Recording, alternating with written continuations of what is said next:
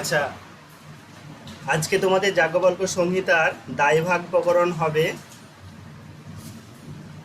দায়ভাগ প্রকরণের আহ, যে আছে বিষয়গুলো, সেটা হচ্ছে দ্বাদশ পুত্র পাবো, দ্বাদশ পুত্রের যে অধিকার সেটা পাবো, সংসৃষ্টি পাবো, আর স্ত্রীধনম পাবো। 114 নম্বর শ্লোকে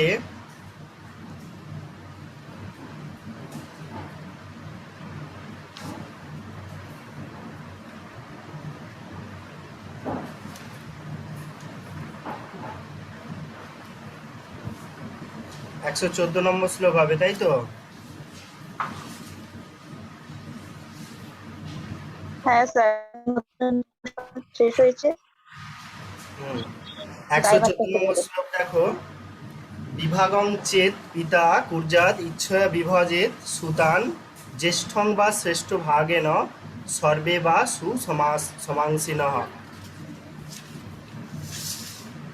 পিতা অর্থাৎ ধনস্বামী ধনবিভাগ করতে ইচ্ছুক হয়ে নিজের ইচ্ছা মতো সম্পদাদি পুত্রগণকে ভাগ করে দেবেন। তিনি বড় ছেলেকে উত্তম অংশটি দিতে পারেন, অথবা সকলকে সমান ভাগে ভাগ করে দিতে পারেন।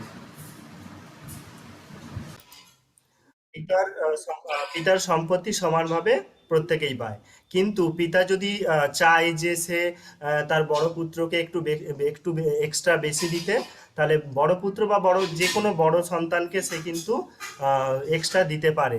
এক্সট্রা ওদের থেকে সমান ভাগেও দিতে পারে, কিংবা একটু বেশিও সে দিতে পারে, তার সেটা অধিকারের মধ্যে আছে। এটাই এই শ্লোকে বলছে। তারপরে বলছে, যদি কুর্যাৎ সমানাংশান পত্নঃ কার্যা সমাংসিকা ন দত্তং স্ত্রীধনং যাসাং ভাত্রা যা সস্বরেণ বা। পিতা যদি পুত্রগণের সমান অংশে ইচ্ছানুসারে সম্পত্তি ভাগ করতে ইচ্ছা করেন, তবে তার যে সকল পত্নী দিককে স্বামী বা শ্বশুর কোনো স্ত্রীধন দেননি, তাদেরকে উক্ত সম্পদ পুত্রদের সমানাংশ দিতে পারে। ধরো আহ, তাদের মধ্যে যদি মানে স্বামী বা শ্বশুর যাই হোক, তাদের মধ্যে যদি কোনো মানে স্ত্রী সম্পত্তি থাকে, স্ত্রীধন থাকে, তাহলে সে কিন্তু সরি ভুল বললাম, তাদের পুত্রগণ হ্যাঁ তার পত্নীদিগকে, হ্যাঁ, যদি স্ত্রী মানে স্ত্রী যদি সেই স্ত্রীধন, তার যে স্ত্রীধন সে যদি না পায়, তাহলে তার মানে পুত্রদের সমান অংশ তার পত্নীও পাবে, মানে একটা অংশীদার হিসাবে সেও পাবে। এটাই এই অংশে বলা হচ্ছে। তারপরে কি বলেছে, শক্তি স্থানীহ মানস্য কিঞ্চিত অত্বা পৃথক ক্রিয়া নুনাধিকা বিভক্তানাং ধর্ম পিতৃকৃত স্মৃত। বলছে, জ্যেষ্ঠ পুত্র যদি উপার্জন ক্ষম হয় এবং পিতৃধন গ্রহণ করতে অনিচ্ছুক হয়, তবে তাকে পিতা যৎসামান্য কিছু ধন দিয়ে পৃথক করে দেবেন।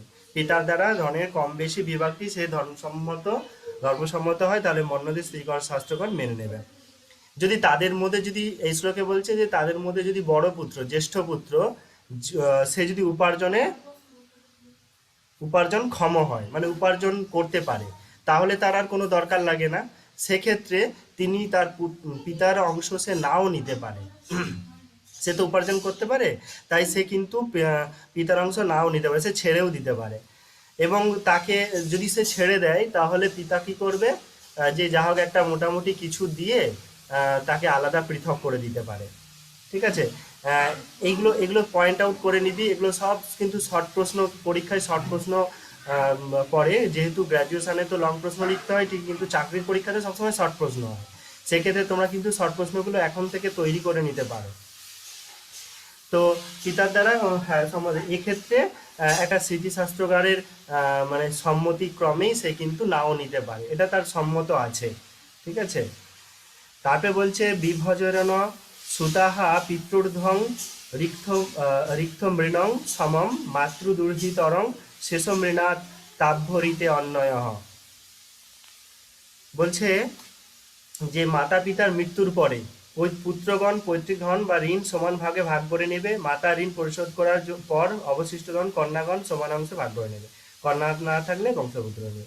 এই অংশে আমরা দেখতে পাবো যে পিতার তো সমস্ত সম্পত্তি সে তার সন্তানের মধ্যে দেবে, কিন্তু এখানে কন্যা সন্তানের কথা কিন্তু বলেনি এখনো। এবারে আসি যে তার মা মানে আহ, মাতা পিতা মৃত্যুর পরে মাতার যে সম্পত্তি সে কিন্তু প্রথমে কন্যাদেরকে দেবে। ঠিক আছে, কন্যাদেরকে দেওয়ার পরে যেটুকু থাকবে সে তার সন্তানদেরকে সে দিতে পারে, মানে ছেলেদেরকে দিতে পারে, পুত্রদেরকে। কিন্তু এখন বিশেষ বৈশিষ্ট্য হলো যে যদি কন্যা সন্তান না থাকে তাহলে মায়ের এই সম্পত্তি কে নেবে? তখন সে সন্তানদের তার মানে তার পুত্ররাই সেই অংশগুলো নেবে। আরও একটা বলা আছে এ তো গেল স্ত্রীধন, কিন্তু যদি ঋণ করে, যদি কোনো মাতা বা পিতা ঋণ করে, সেই ঋণটাকেও যদি তার সম্পত্তি তারা যদি সমান ভাগে ভাগ করে নিতে পায়, তাহলে তার সে যদি কোনো ঋণ করে তাহলে সেই ঋণের সমান ভাগে ভাগিদার, সেটাকেও ভাগিদার হতে হবে। ঠিক আছে, এই হচ্ছে এই শ্লোকে ব্যাখ্যা। তারপরে বলছে পিতৃদ্রব্যা বিরোধনে ধেন যদন্নত স্বয়মর্জিতম মৈত্রমৌদ্বাহিকং চৈব দায়াদানাং ন তদ্ভবে ক্রমাদভ্যাগতং দ্রব্যং হৃতমপুদ্ধরেত্তু জহ দায়দেভ্য ন তদ্দয়াদ দদ্যাদ বিদ্যয়া লব্ধমেব। পিতামাতার সম্পত্তি যদি ব্যয় না করে পুত্রের স্বপরাজিত সম্পদ মিত্রের নিকট প্রীতি উপাধি লব্ধ বিবাহ সূত্রে প্রাপ্ত এবং ভাতাগণের মধ্যে বিভক্ত হবে না। এখানে দেখো, যদি এখানে একটা বিষয় বলছে, এবারে আসছি, মাতা পিতা ধন ব্যয় না করে পুত্রের স্বপরাজিত সম্পদ, এবং কিছু কিছু বিষয় আছে সেগুলো পয়েন্ট আউট এখানে করা যাবে, যে যদি মাতা পিতার সম্পত্তি বিক্রি না করে, ব্যয় না করে পুত্র যদি নিজের উপার্জিত সম্পত্তি অর্জন করে এবং মিত্রের নিকট প্রীতি উপাধি, যদি বন্ধুর কাছ থেকে কোনো যদি সম্পত্তি পায়, হ্যাঁ, উপহার হিসেবে, মানে সম্পত্তি মানে যে কোনো বস্তু এই জাতীয়, এবং বিবাহ সূত্রে যদি পায়, সেগুলো কিন্তু ভাগ হবে না। সেগুলো আমরা জানি, যদি ধরো দাদার বিয়ে হলো, দাদার বিয়ের সময় যেটুকু পাবে সেগুলো কিন্তু তারই হবে, সে পিতা মাতাকেও দেবে না বা তার ভাইদেরকেও দেবে না। এবার আবদারে অনেক কিছু হয়, আবদারে দেয়া যেতেই পারে, কিন্তু সে কিন্তু দিতে বাধ্য নয়।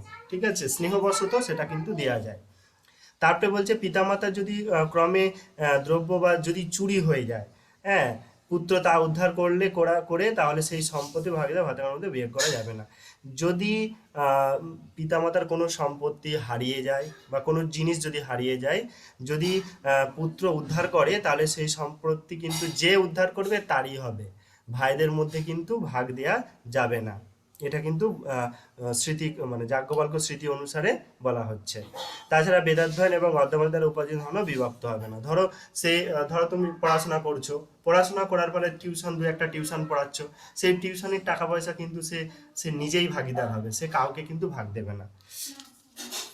এরপরে আহ, এরপরে বলছে সামান্যার্থ সমুত্থানে বিভাগস্তু, শুধু টিউশন নয়, যদি চাকরিও, এখানে আরো একটা বলা যায় যে যদি সে বিদ্যা দ্বারা কোনো কিছু অর্জন করতে পারে, মানে বিদ্যা মানে পড়াশোনা করার পরে সে সেই বিদ্যার দ্বারা কোনো একটা চাকরি পেয়েছে, ব্যাংকে হোক, স্কুলে হোক, বা যেখানে সরকারি কোনো দপ্তরে, সে যদি বিদ্যার দ্বারা পেয়ে থাকে চাকরিটা, সেক্ষেত্রে সে তার উপার্জিত যে সম্পত্তি সেটা কিন্তু তারই হবে।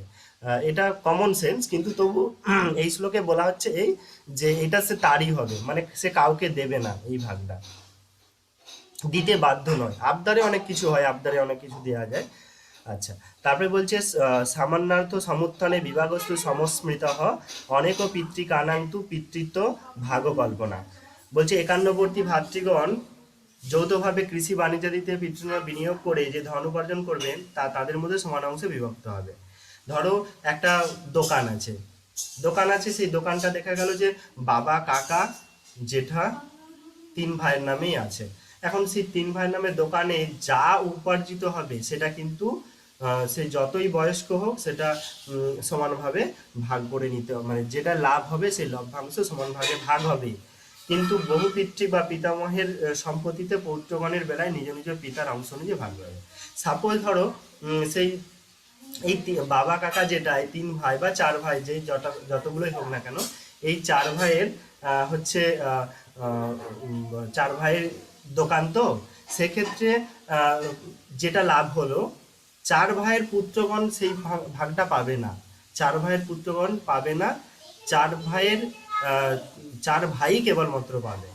এবারে প্রত্যেকের বাবার যে অংশটা সেটা সন্তানরা পেতেই পারে, কিন্তু চার চার ভাগই হবে। ধরো দোকানটা চার ভাই, বাবা কাকা যেটা মিলে মোট চার ভাই আছে, চার ভাইয়ের নামে যদি দোকান থাকে তাহলে তার যে লভ্যাংশটা সেটা সেটা কিন্তু চার ভাইয়ের নামেই ভাগ হবে। তারপরে সে তার পুত্রদেরকে সমান ভাগে ভাগ করে দিতে পারে, এটা বলছে। উম, কিন্তু হ্যাঁ, এটা বললো যে সমান অংশ হবে। এরপরে কি বলছে না, ভূর্জা পিতামহৎ পাত্তা নিবন্ধ দ্রব্যমেব বা তত্রস্যাৎ সদৃশং সাম্যং পিতুঃ পুত্রস্য চৈবহি। পিতামহের উপার্জিত জমি, বাগান বা বরজ ইত্যাদি সোনারূপা প্রভৃতি দ্রব্যসমূহ পিতা পুত্রের সমান স্বামিত্ব এবং অধিকার অংশ স্বীকার করা হয়। এবারে দেখো, এটা একটা কমন সেন্স, তোমরাও জানো, তবু আমি উল্লেখ করব কারণ যেহেতু বইয়েতে আছে। তো এই শ্লোকে বলা হচ্ছে যদি পিতা বা যদি দাদু বেঁচে থাকে, দাদু কি করবে না, দাদু তার সন্তানদের সমান ভাগে ভাগ করে দিতে পারে, কিন্তু সে কিন্তু যে কোনো নাতির নামে বা নাতনির নামেও সে দিতে পারে। এটা এটা এটা তার এটা তার নিজের অধিকারের মধ্যে পড়ে, এটা তোমরা জানো, তবু বলে দিলাম এই শ্লোকের এই অংশ তাই বলছে। পিতা পুত্রের মধ্যে সমান অংশ থাকবে, সমানভাবেই অংশ ভাগ পাবে। বিভক্তিষু সুতজাত সর্বানায়াং বিভাগ ভাগ দৃশ্যৎ বা তদ বিভাগ সাদয় ব্যয় বিশোধিতা। তারপরে কি বলছে, যদি পুত্রগণ পৃথক হয়ে যায় মানে আলাদা হয়ে যায়, তাহলে পিতার সবর্ণা সব পত্নীর পুত্র জন্মায়, তাহলে সেই পৈতৃক সম্পত্তি হওয়ার অধিকারে সেই সম্পত্তির আয় নিজ অংশ সমান দিয়ে এক ভাগ দেবে তাকে।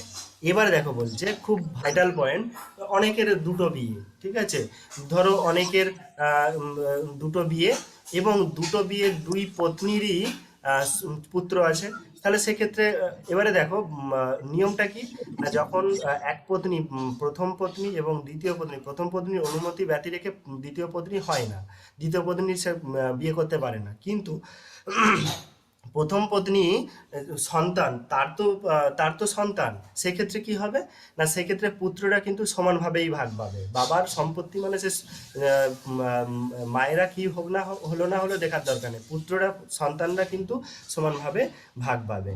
এবং যদি সেই সম্পত্তির আয় বা পিতৃ বিবেচনা করে ভাতৃগণ নিজ নিজ অংশ থেকে সমান অংশ দিয়ে এক ভাগ তাকে দেবে, এবং তাদের মধ্যে থেকে যদি মনে হয়, প্রয়োজন মনে হয়, তাহলে সেক্ষেত্রে পত্নীও সমান অংশ পেতে পারে। যদি তারা বিবেচনা করে দেখে তাহলে সেক্ষেত্রে প্রথম পত্নী সে সমান অংশ পেতে পারে।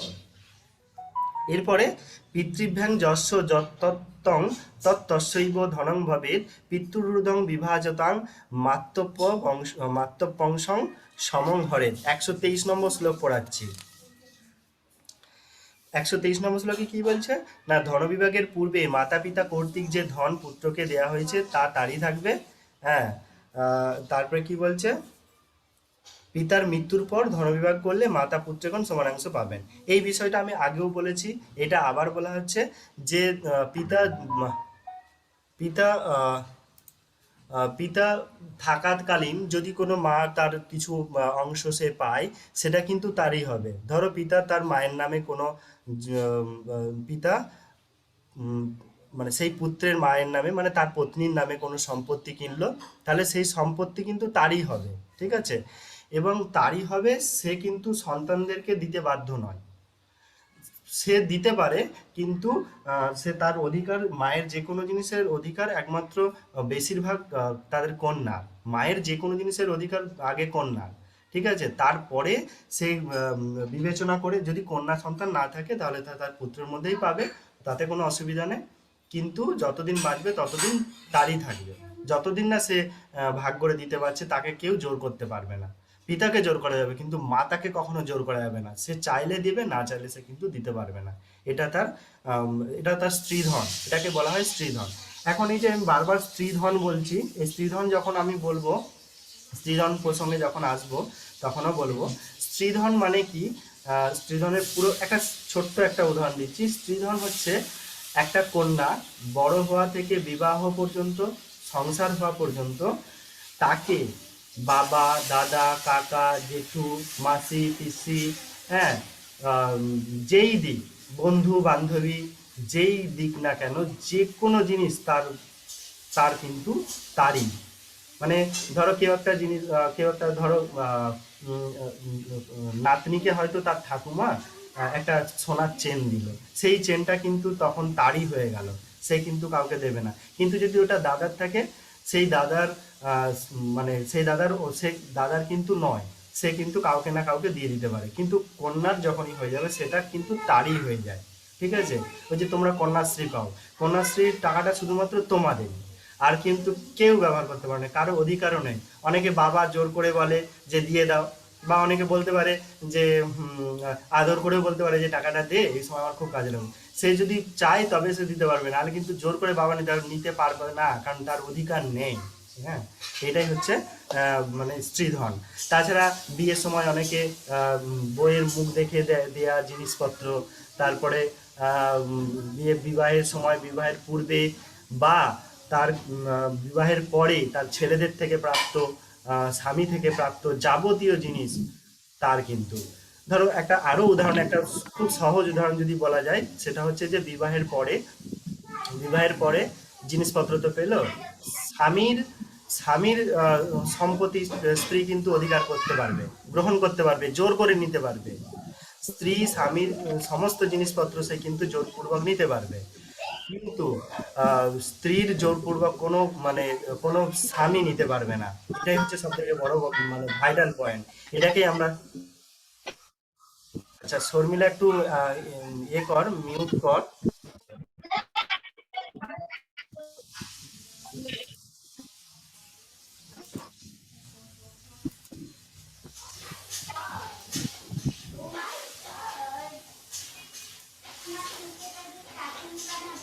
তো সে কিন্তু নিতে পারবে না, এটাকেই আমরা কিন্তু স্ত্রীধন বলবো। ঠিক আছে? আহ, এই হচ্ছে এই শ্লোকের মানে, যে মাতা পিতা কর্তৃক যে ধন পুত্রকে দেয়া হয়েছে তা তারই থাকবে। পিতার মৃত্যুর পরে ধন বিভাগ করলে মাতা পুত্রগণ, মাতাও একটা অংশীদার হয়ে যাবে। ঠিক আছে? মাতাও একটা অংশীদার হয়ে যাবে। এখানে তো প্রচন্ড গরম রে, তোদের পাশে গরম নাকি? প্রচন্ড ঘাম দিচ্ছে আমার, বুঝলি? আচ্ছা, তারপরে কি বলছে? হ্যাঁ, 124 নম্বর দেখো।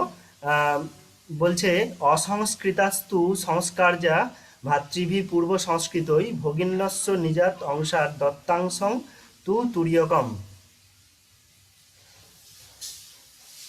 তুরীয়কম অর্থাৎ পিতার মৃত্যুর পর কোনো ভ্রাতা অসংস্কৃত থাকলে পূর্ব সংস্কৃত বিভক্ত ভাতৃগণ এবং সেই সকল ভ্রাতাদের সংস্কার করাবে, এবং তারা অসংস্কৃত ভগিনীর ও নিজ নিজ অংশ থেকে 4 ভাগের 1 ভাগ দিয়ে বিবাহ করাবে।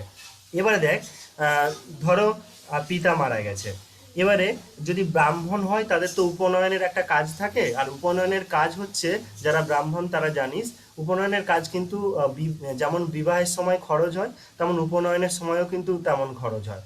মানে পৈতে, উপনয়ন মানে পৈতে, পৈতে ধারণের সময় একটা অনুষ্ঠান করতে হয়। আমি ঝুমা অধিকারী ঠিক বলছি তো? ঝুমা ঠিক বলছি তো? পৈতে যখন, হ্যাঁ স্যার। হ্যাঁ, সেক্ষেত্রে কিন্তু অনেক খরচের একটা ব্যাপার থাকে। তো সেই রকম বিবাহে সেই মানে তার যে জ্যেষ্ঠ ভ্রাতা তারা কিন্তু ওই কাজগুলো করাবে, এবং তার তার বিবাহের দায়িত্বও কিন্তু তাদের মধ্যে পড়ে যায়। এটা আমরা জানি যে যখন কোনো ভাই, পিতার মৃত্যুর পরে ভাই থাকে, তাহলে দাদা বা দিদি কর্তব্য পড়ে যায়, তাদের দায়িত্ব পড়ে যায় সমস্ত কাজগুলো পিতার মতো করা। ঠিক আছে? এই হচ্ছে এই 124 নম্বর শ্লোকে মানে। তারপরে দেখো 125-এ কি বলছে? চতুস্ত্রিদ্যেক ভাগাহ সুবর্ণস ব্রাহ্মণাত্মজাহ ক্ষেত্র জাতি দেকে ভাগা বিরজাস্তু দেক ভাগিনঃ।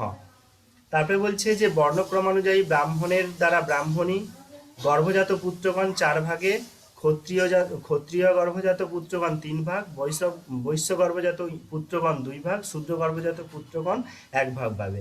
অনুরূপভাবে বর্ণনা ক্ষত্রিয়ের দ্বারা ক্ষত্রিয় গর্ভজাত পুত্রগণ 3 ভাগ, বৈশ্য পুত্রগণ 2 ভাগ, শূদ্রের পুত্রগণ 1 ভাগ পাবে, এবং বৈশ্যের দ্বারা বৈশ্যজাত পুত্রগণ 2 ভাগ, শূদ্রজাত পুত্রগণ 1 ভাগ পাবে। এবারে বলছে এখানে একটা বর্ণের বিশ্লেষণ চলে আসছে। সেক্ষেত্রে যে কিভাবে এই সম্পত্তিগুলো বন্টন হবে, সেক্ষেত্রে বর্ণক্রমানুসারে এখানে হবে। যেমন ব্রাহ্মণের গর্ভজাত যদি হয় তারা 4 ভাগ পাবে, ক্ষত্রিয়ের দ্বারা হলে সরি ক্ষত্রিয়ের দ্বারা হলে ক্ষত্রিয় গর্ভজাত হলে পুত্রগণ 3 ভাগ পাবে, বৈশ্যের গর্ভজাত পুত্রগণ 2 ভাগ। এগুলো কিন্তু সব ভাগগুলো মনে রাখবে। শূদ্রের জাত হলে শূদ্রজাত পুত্রগণ 1 ভাগ পাবে। অনুরূপভাবে বর্ণক্রমানুসারে ক্ষত্রিয়ের দ্বারা ক্ষত্রিয় গর্ভজাত পুত্রগণ 3 ভাগ, বৈশ্য দ্বারা 2 ভাগ, শূদ্রজাত হচ্ছে 1 ভাগ, বৈশ্যের দ্বারা বৈশ্যজাত হলে 2 ভাগ, শূদ্রজাত হলে 1 ভাগ। এই ধনবিভাগ এইভাবে ভাগ হবে, ঠিক আছে। তারপরে চুরি হয়ে গেলে কি হবে দেখো।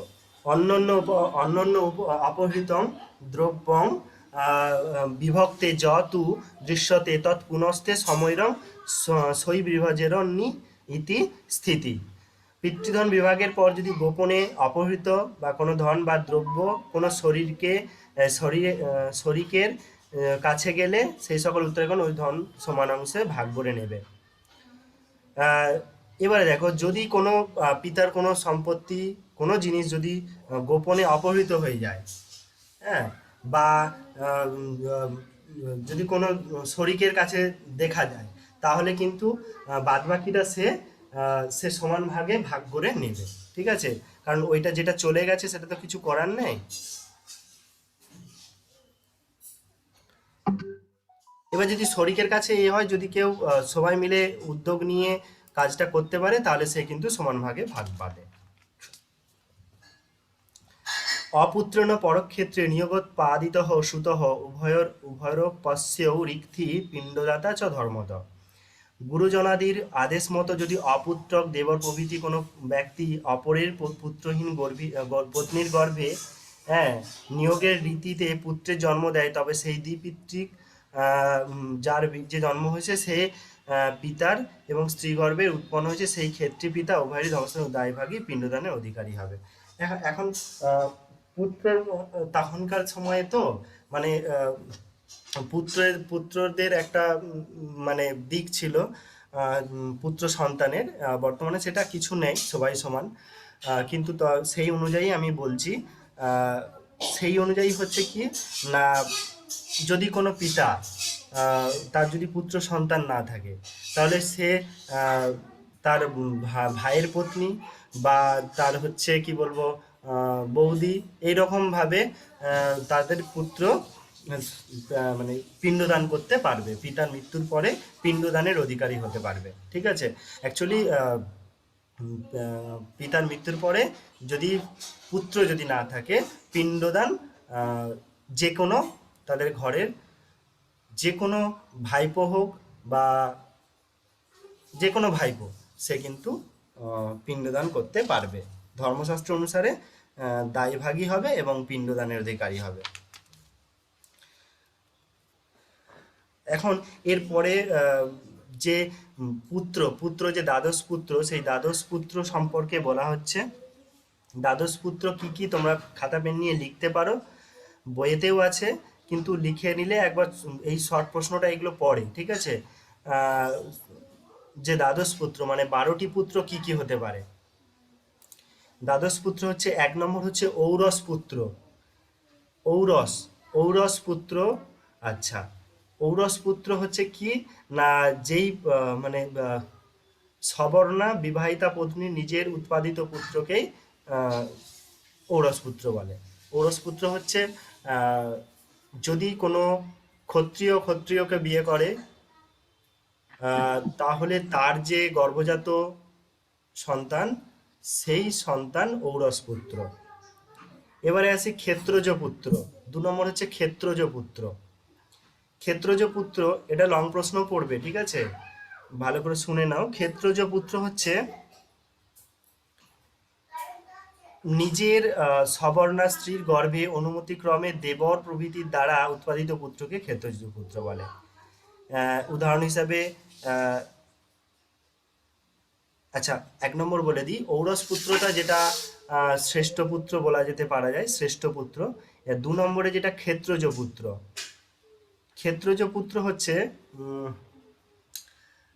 কি বলবো, ক্ষেত্রজ পুত্র যেমন ধরো নিজের পুত্র ছাড়াও আহ, দেবরদের ঔরসে যদি কোনো পুত্র হয় আহ, সেই পুত্র হবে ক্ষেত্রজ পুত্র। উদাহরণ হিসাবে যেমন ধরো ধৃতরাষ্ট্র, ধৃতরাষ্ট্র এবং আরও একটা উদাহরণ দিয়ে দেওয়া যায় পাণ্ডু। ধৃতরাষ্ট্র পাণ্ডু এরা কিন্তু আহ, অন্যের ঔরসে জন্ম এদের, নিজের পিতার ঔরসে তারা কিন্তু জন্ম নয়। ঠিক আছে, আশা করছি নিজে বুঝতে পারছিস কি বলছি। এরা হচ্ছে ক্ষেত্রজ পুত্র। এরপরে দেখো পুত্রিকা পুত্র, পরের লিখো 3 নম্বর লিখো পুত্রিকা পুত্র। পুত্রিকা পুত্র আহ, হ্যাঁ, ধরো সাপোজ এই পুত্রিকা পুত্রটাকে না, কোনো ধরো কোনো বাবার কন্যা সন্তান, সেই কন্যা সন্তানের প্রথম কন্যা সন্তানের বিয়ে দেবে। প্রথম কন্যা সন্তানের বিয়ে দিলে তার সঙ্গে এই মর্মেই চুক্তি হবে যে তোমার প্রথম পুত্র প্রথম পুত্র কিন্তু আমার। বোঝা গেল? এইটা হবে পুত্রিকা পুত্র, মানে নাতি, সেই নাতি কিন্তু আমার। ঠিক আছে, এরপরে কানীন পুত্র, পরের 4 নম্বর হচ্ছে কানীন পুত্র। কানীন পুত্র হচ্ছে বিবাহের পূর্বে যদি কোনো পিতৃগৃহে, কোনো কন্যার পুত্র জন্মায়, তবে সেই পুত্র হবে কানীন পুত্র। কানীন পুত্রর উদাহরণ তোমরা সকলেই জানো, কর্ণ। কর্ণ হচ্ছে তোমরা জানো কুন্তির পুত্র কর্ণ, কানীন পুত্র, যেহেতু বিবাহের পূর্বে সূর্যপুত্র কর্ণ। এরপরে 5 নম্বর হবে সহর পুত্র। সহর,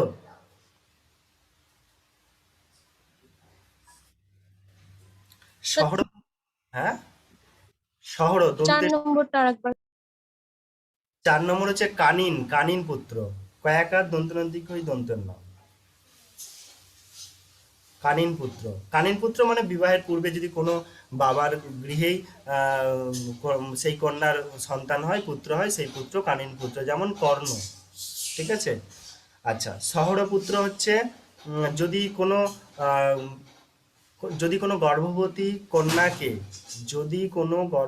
কন্যাকে কেউ বিয়ে করে, সেই যে পুত্রটা, সেই পুত্র হবে সহরজ পুত্র বা সহরপুত্র।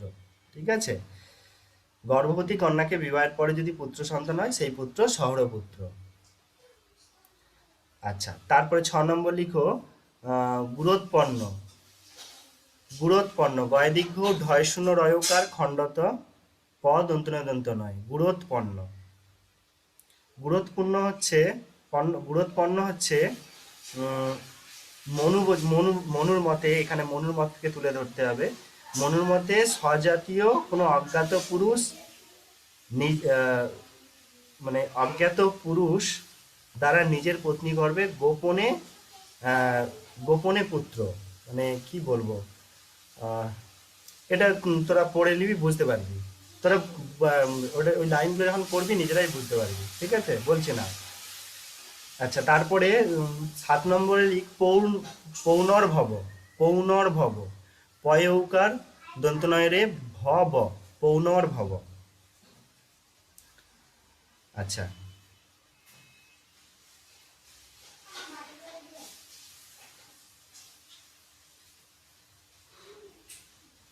হ্যাঁ, যদি কোনো স্ত্রীলোক, মানে যদি কোনো স্ত্রীলোক তার স্বামী মারা যায়, যদি কোনো বিধবা, যদি কোনো আহ, বিধবা বা মৃতভর্তিকা, যেটা যাই হোক, বিধবা নারী অন্য পুরুষের আহ,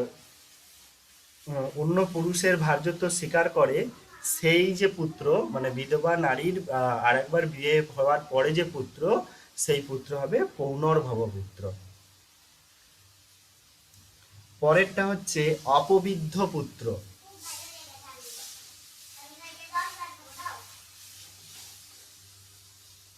অপবিদ্ধ পুত্র কোনটা?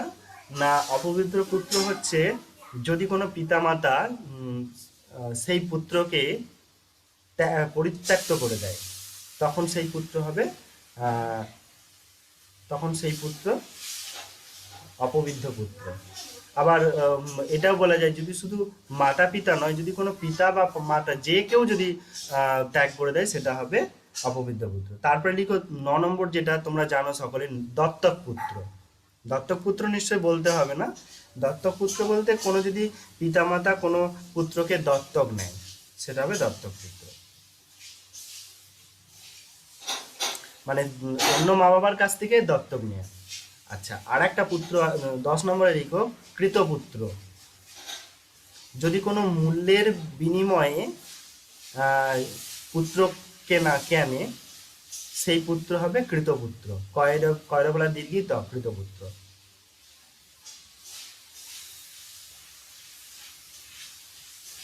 আচ্ছা, তারপরে স্বয়ংকৃত। স্বয়ংকৃত বা ধর্মপুত্র।